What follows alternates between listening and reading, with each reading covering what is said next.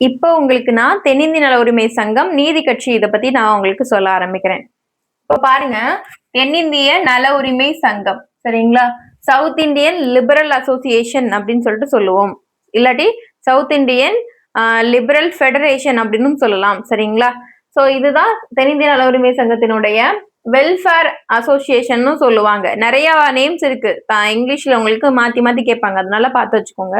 இந்த தென்னிந்திய நல உரிமை சங்கத்துக்கு முன்மாதிரியா அமைக்கப்பட்ட அமைப்பு தான் நான் உங்களுக்கு என்ன சொன்னேன் அப்படின்னு பாத்தீங்கன்னா சென்னை கூட்டமைப்பு குழு. இதுல இருந்து தான் தென்னிந்திய நல உரிமை சங்கம் உருவாயிருக்கு. ஏன்னா இதுல இருக்கக்கூடிய மெம்பர்ஸ் தான் தென்னிந்திய நல உரிமை சங்கம் ஆரம்பிச்சிருக்காங்க. ஓகேவா?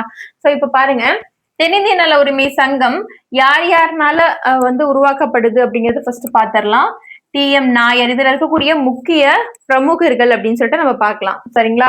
முக்கிய உறுப்பினர்கள் தான் அவங்க. டி.எம். நாயர், சி. நடேசன், தியாகராய செட்டி, பனகல் அரசர் இவங்கெல்லாம் இதுல முக்கிய பிரமுகர்களா இருக்கிறாங்க. அடுத்து 1916 நவம்பர் 20ல தான் இத தென்னிந்திய நல உரிமை சங்கத்தை ஆரம்பிக்கிறாங்க. எங்க ஆரம்பிக்கிறாங்க? சென்னையில இருக்கக்கூடிய விக்டோரியா மகாராணியினுடைய பொது அரங்கம் அப்படிங்கிற ஒரு இடம் இருக்கு. அங்கதான் ஸ்டார்ட் பண்றாங்க. அங்க அவங்க என்ன பண்றாங்க அப்படின்னு பாத்தீங்கன்னா ஒரு பிரகடனத்தை ஸ்டார்ட் பண்ணிடுறாங்க. ஸ்டார்ட் பண்ணிட்டு அதுக்கு அடுத்த மாசம் சரிங்களா டிசம்பர் மந்த் என்ன பண்றாங்கன்னா 1916 டிசம்பர் மந்த் போல ஒரு பிரகடனம் அறிவிக்கிறாங்க. அதுல அது என்ன பிரகடனம் அப்படின்னு பாத்தீங்கன்னா பிராமணர் அல்லாதோர் பிரகடனம் அப்படிங்கறத வெளியிடுறாங்க. பிராமணர் அல்லாதோர் பிரகடனம் அப்படிங்கிற ஒரு விஷயத்த வெளியிடுறாங்க. அதுல என்ன சொல்றாங்க அப்படின்னு பாத்தீங்கன்னா அந்த பிரகடனத்துல என்ன இருக்கு அப்படின்னு பாத்தீங்கன்னா இதெல்லாம் உங்களுக்கு சொல்றேன் நான்.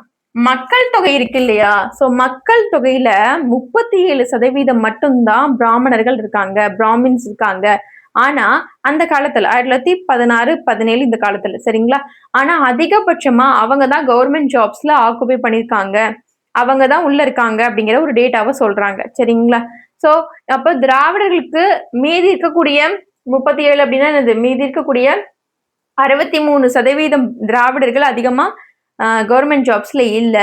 சோ இது அவங்களுக்கான உரிமைகளும் சலுகைகளும் மறுக்கப்படுது அப்படிங்கிற ஒரு விஷயத்த பிரகடனமா சொல்லியிருக்காங்க. 37% மட்டும் தான் பிராமின்ஸ் இருக்காங்க. அவங்க தான் நிறைய இடத்த ஆக்குபை பண்ணிருக்காங்க அப்படின்னு சொல்லிட்டு சொல்லியிருக்காங்க. சோ இத சொல்லியிருக்காங்களா? இந்த ஒரு விஷயத்த சென்செக்ஸ் மூலியமா ஒரு தகவலா மக்கள் கிட்ட சொல்லிட்டாங்க. இது பிரகடனம். அதனால இது எப்படி அழைக்கப்படுது அப்படின்னு பாத்தீங்கன்னா சோ இம்பார்ட்டன்ட் பிராமணர் அல்லாதோர் மகா சாசனம் அப்படின்னு அழைக்கப்படுது இந்த பிரகடனம். தென்னிந்திய நல உரிமை சங்கத்தினால ஒரு வெளியிடப்பட்ட பிரகடனம் எப்படி அழைக்கப்படுது அப்படின்னு கேட்டாங்கன்னா பிராமணர் அல்லாதோரின் மகா சாசனம் அப்படின்னு அழைக்கப்படுகிறது. ஓகேவா? மேக்னா கர்த்தா ஆஃப் நான் பிராமின்ஸ் ஆர் திராவிடன்ஸ். இவங்களுக்காக அதாவது திராவிடன்ஸும் நான் பிராமின்ஸும் ஒண்ணுதான். அவங்களுக்கான ஒரு மேக்னா கர்த்தாவா இந்த பிரகடனம் இருக்கு அப்படின்னு சொல்லிட்டு சொல்றாங்க. ஓகேவா? ப்ரொக்ளமேஷன் இங்கிலீஷ்ல பிரகடனத்தை ப்ரொக்ளமேஷன் அப்படின்னு சொல்லிட்டு சொல்லுவோம். அப்ப இது மோஸ்ட் இம்பார்ட்டன்ட். இதையும் பார்த்து வச்சுக்கோங்க. நெக்ஸ்ட் திங் இப்ப இந்த நீதி கட்சி இருக்கு இல்லையா? நீதி கட்சின்னு எப்படி அது கட்சியா மாறுது எப்படி அப்படின்னு பாத்தீங்கன்னா இவங்க தென்னிந்திய நல உரிமை சங்கம் 3 பத்திரிகைகள் என்ன பண்ணியிருக்காங்க அப்படின்னு பாத்தீங்கன்னா நடத்திட்டு வந்துட்டு இருக்காங்க.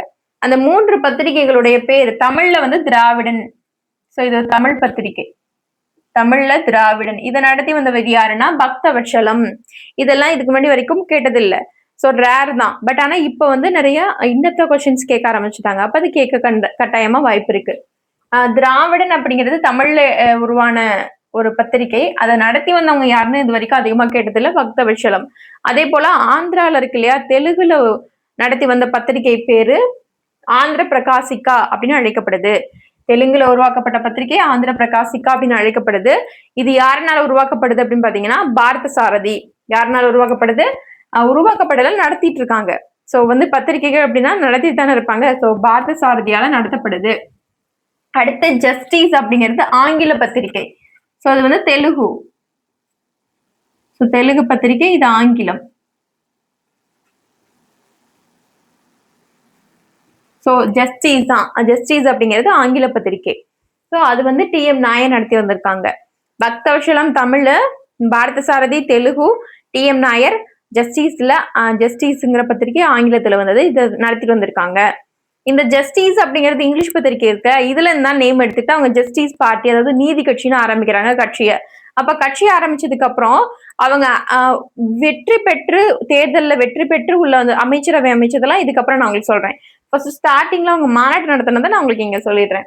சோ நீதி கட்சி இருக்கு இல்லையா, சோ நீதி கட்சி 1917 அக்டோபர் 19 அப்ப என்ன பண்றாங்கன்னா, இவங்களுடைய முதல் மாவட்ட மாநாடு நடத்துறாங்க. எங்க நடத்துறாங்கன்னா கோயம்புத்தூர்ல நடத்துறாங்க. எங்க நடத்துறாங்க? கோயம்புத்தூர்ல நடத்துறாங்க.